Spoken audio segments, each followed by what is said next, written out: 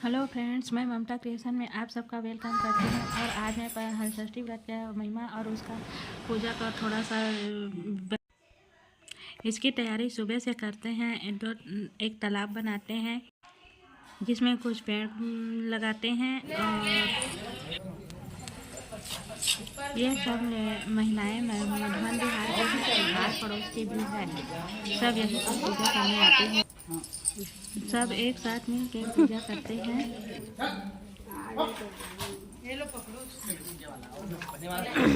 पंचामृतस्नानं समर्पयामि। पंचामृतस्नानान्ते शुद्धोदक जलस्नानं समर्पयामि। छोटे से तोड़ के गौरी गणेश में फिर कलश में चढ़ा दो।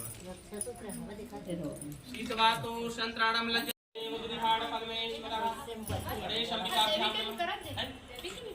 गौरी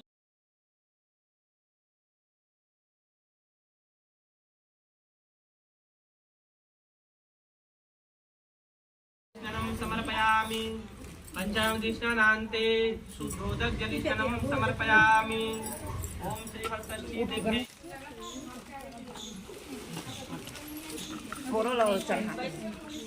चढ़ा देवा ना जी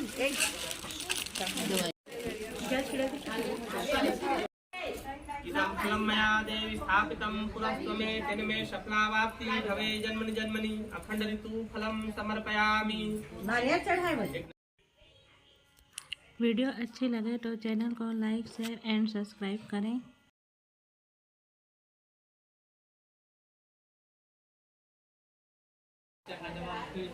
दूध दही से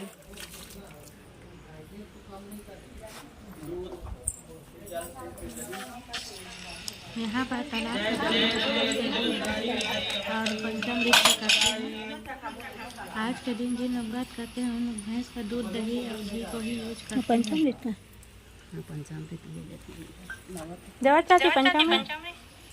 और षष्ठी मैया आप सबकी भी मनोकामना को पूरी करें।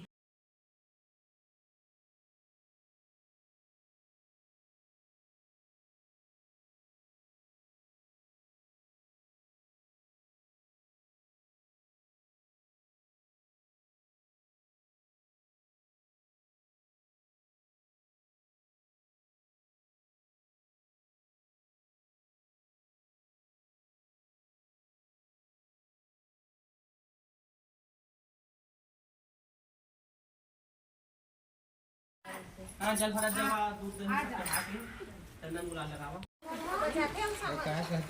हाँ दीदी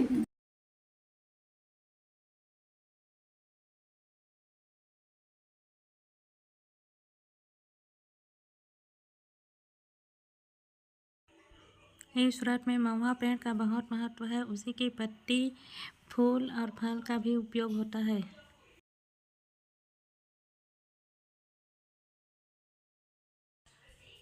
तालाब के किनारे बच्चों के लिए खिलौना भी बनाते हैं और तालाब में भी खिलौना को डाल देते हैं।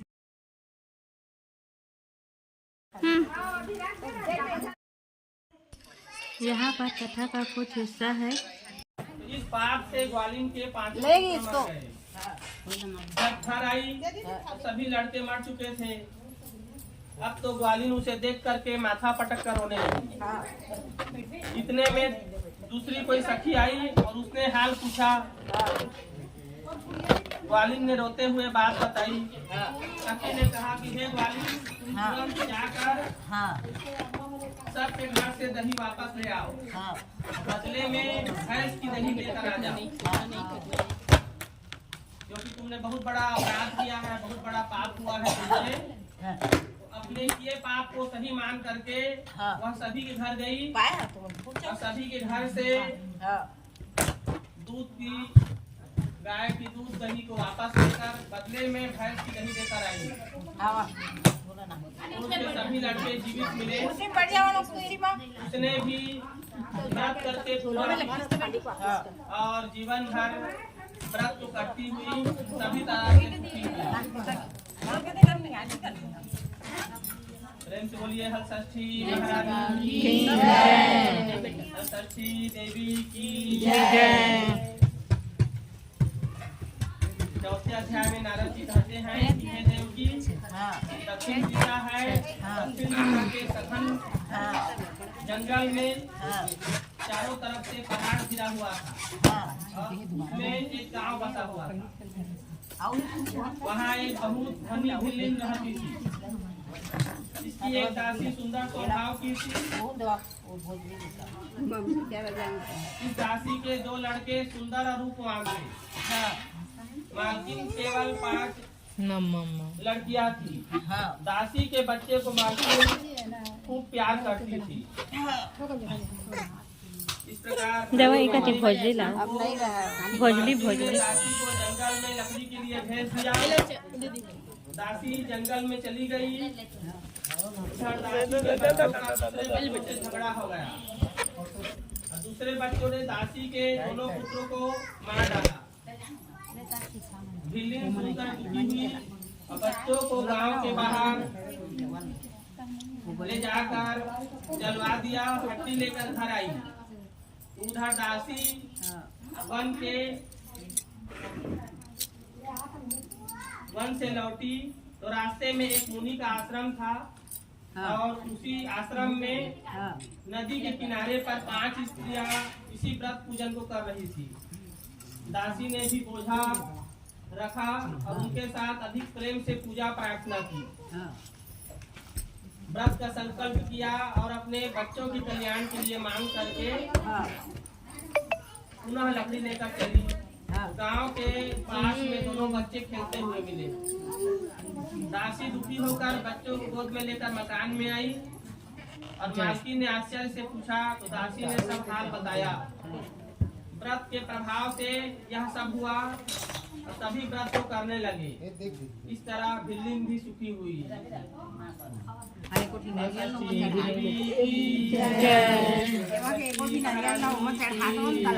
चढ़ा है दीदी को नहीं मारेंगे हम लोग। हाँ हाँ।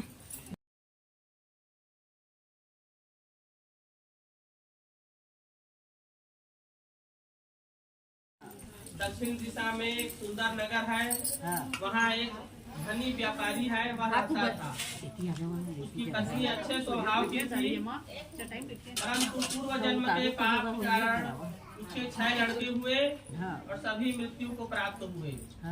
वैश्य पत्नी दुखी होकर के वन में निकल गई। वहाँ एक तपस्वी मुनि मिले। वह उसके सामने रोने लगी। मुनि जी के पूछने पर अपने कष्ट का कारण बताया। मुनि ने ध्यान लगाकर उसके बच्चे को मैं लोक, वरुण लोक, कुबेर लोक, इंद्र लोक में देखा तो वहाँ नहीं पाया। तो वे अपना ध्यान ब्रह्म लोक में लगाए, जहाँ बालक से उस मुनि का भेंट हुआ। मुनि जी ने बालक से कहा कि हे बालक, मृत्यु लोक में तो तुम्हारी माता तुम्हारे लिए व्याकुल है, इसलिए मेरे संग में चलो। बालक ने कहा कि हे मुनिराज, मैं तो कई बार गया हूँ और फिर वापस आ गया। गर्भ के दुख से मैं दुखी होकर आया हूँ। अब मैं नहीं जाना चाहता। मुनि ने बार बार समझाया। बालक ने शर्त रखा कि हे मुनिराज, आप उससे कह देना कि मुझे पाने के लिए हलषष्ठी का व्रत करे और हलषष्ठी का व्रत करने के बाद पूजा के अंत में मेरे पीठ को पोता से मारे। इस पुण्य से मैं दीर्घायु हो जाऊंगा। अकस्मात मुनि का ध्यान भंग हुआ और सामने बैठी हुई बड़ी पत्नी से उसका संदेश सुनाया। वह वन से लौटकर घर आई और समय आने पर हलषष्ठी व्रत के प्रभाव से पुनः लड़का होने पर पूजा के अंत में अपने बच्चे की पीठ को पोता से मारा। व्रत के प्रभाव से वह दीर्घायु हो गया। तब बड़ी पत्नी ने जीवन भर व्रत का संकल्प लिया। संकल्प लेकर इस हलषष्ठी व्रत पूजन को करने लगी। धन धान्य से पूर्ण होकर जीवन भर सुख पूर्वक रहने लगी। हलषष्ठी देवी की जय। इस तरह इन सब कथाओं को सुनाकर नारद जी से राजा युधिष्ठिर ने और श्री कृष्ण जी से व्रत का विधान पूछा। श्री कृष्ण जी ने राजा से और नारद जी ने देवकी से कहा कि भादो महीना के कृष्ण पक्ष की पंचमी से ही इस नियम को आरंभ करें, यानी पंचमी को एक बार भोजन करें। पंचमी आज तक देरी से सुबह समय में सुबह से पंचमी से आज पंचमी छठ दोनों उपवास हो गए।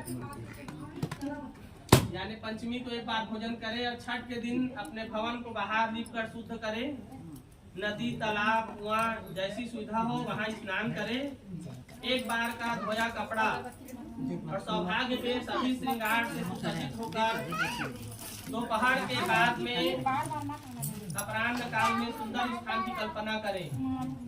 गौ के गोबर से लीप कर चौक बनावे, हलषष्ठी देवी की पूजा दीवार या कागज में भैंस की घी में सिंदूर से मूर्ति बनाकर पीढ़ा में रखें। उषा पलाश के पत्ते के आसन में पूर्व मुख होकर पूजा करें। एक बार सब कैसे खींचे सब पूजा के स्थान में बालकों के खिलौने सामग्री को रखें। गौरी गणेश कलश की पूजा करने के बाद श्रद्धा से हलषष्ठी देवी की पूजा करें।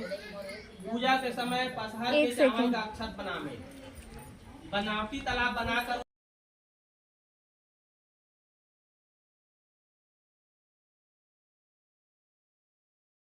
पूर्ण फल की प्राप्ति होगी। व्यास जी कहते हैं कि देवकी ने इसी व्रत के प्रभाव से भगवान श्री कृष्ण को पाया और युधिष्ठिर से सुनकर द्रौपदी माता ने पुत्रा बहू के संग पूजा करके गर्भ के मरे बालक को जीवित करवाया, जिसका नाम परीक्षित पड़ा। इस विधान से जो भी नारी इस व्रत को पूजन को श्रद्धा से नियम पूर्वक करेगी, उसे भी माता देवकी और माता द्रौपदी के समान फल की प्राप्ति होगी। हलषष्ठी देवी की जय, हलषष्ठी महारानी की जय, जगत जननी माँ महामाया की जय।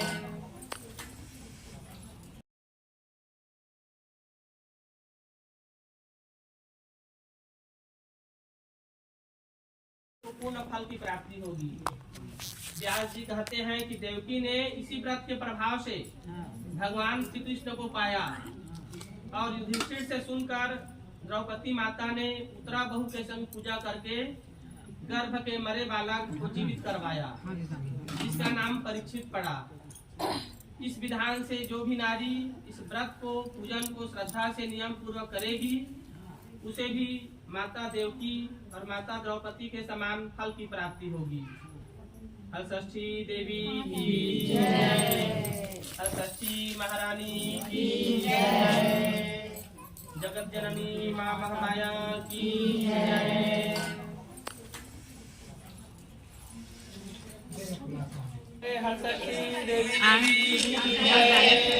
इसलिए तालाब की कलश गौरी को नहीं रखा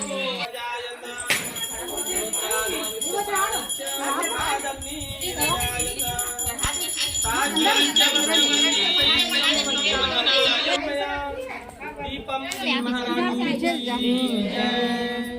जय देवी जय देवी जय देवी, हलषष्ठी महारानी मनवांछित फलदायिनी, मनवांछित फलदायिनी।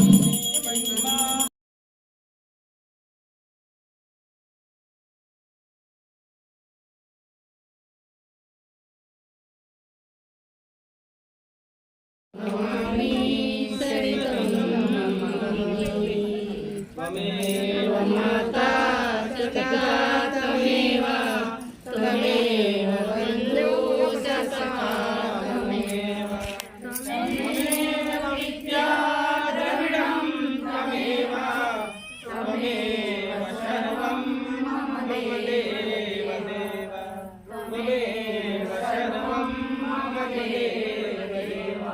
कर्पूरार्तिक्यं समर्पयामि आवनि सर्वेभ्यो देवेभ्यो नमः। प्रेम से बोलिए हलषष्ठी महारानी की जय, हलषष्ठी माता की जय, जगत जननी माँ महामाया की।